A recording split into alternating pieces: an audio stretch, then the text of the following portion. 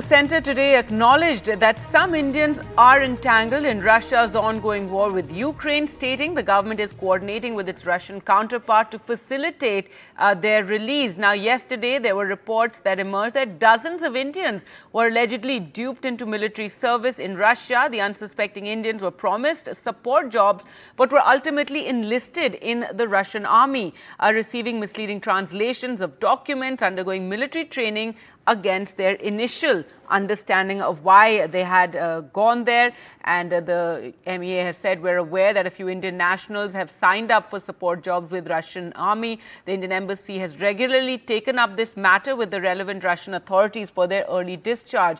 We urge all Indian nationals to exercise due caution and stay away from this conflict, is what the External Affairs spokesperson said in a statement today, addressing this issue after several reports of such cases emerged.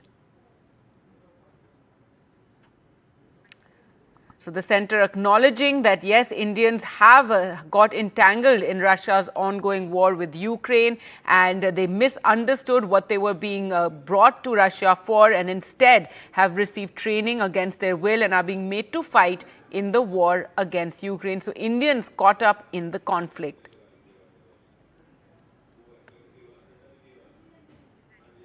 Well, let's go across to Kadamni now for more. And Kadamni, several such reports emerged. We saw videos online of parents talking about how their child is stuck there and they'd gone on some, other pretext. They thought they were going for another kind of a job. Instead, they find themselves fighting in the Russia-Ukraine war, and now the centre has reacted.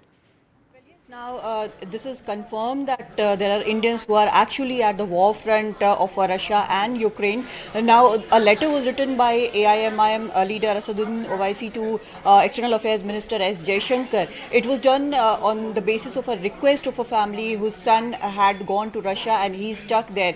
What we are learning is that there were some contracts which they had been given. Actually, they had been promised by the travel agents that they will be getting support jobs, not about fighting, but the support jobs. When they went there, they signed some contract which they could not understand. In all probability, it was in Russian. They couldn't understand, and then they had to undergo the military training and were sent on the war front. Now, this is a situation which is a very disturbing, very difficult situation, because this is a dangerous war which has stretched on for 2 years. Now, on the basis of that, now the External Affairs Ministry has released a statement saying that they're aware of the situation.